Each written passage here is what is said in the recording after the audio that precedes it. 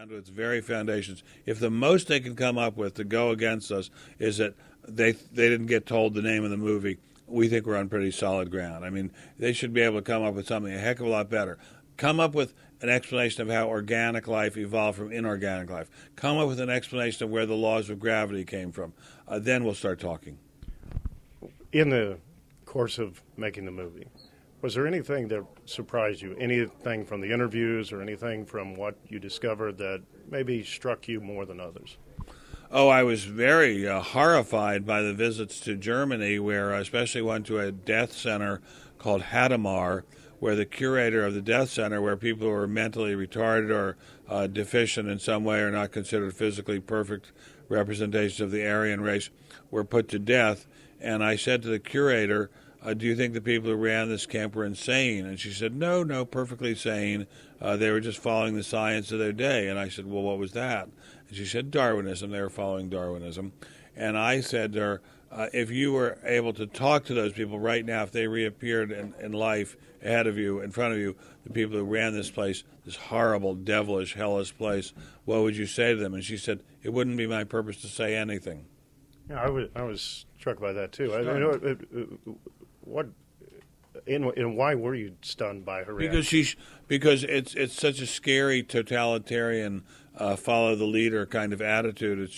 Anyone I would think in a democratic country like the United States or a free country where people think for themselves would say, well, I would say to those people, you're criminals and you're evil and how dare you even show your face.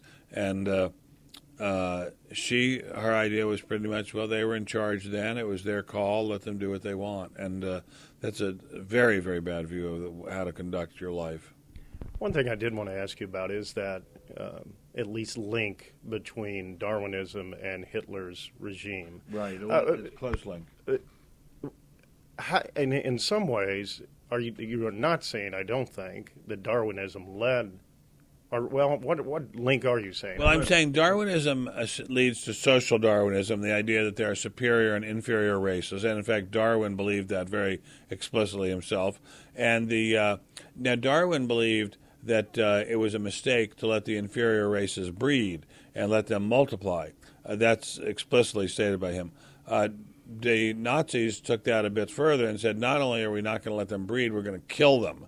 And but when they did that, they thought they were helping Darwinism along, and they thought they would just push Darwinism forward by several centuries by killing the Jews and other people they deemed inferior right then and there. I mean, the Darwinists, I would say probably the Nazis would have found some rationale to kill the Jews without Darwinism, but Darwinism made it awfully convenient for them.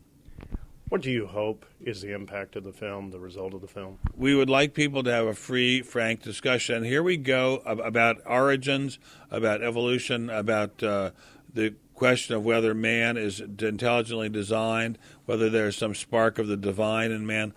If man is just animated mud struck by lightning, which is what some Darwinists said, then he has no moral content whatsoever. If man has a little touch of the divine within him, he has plenty of moral content, and he has got to express himself in moral terms and has got to behave in moral terms.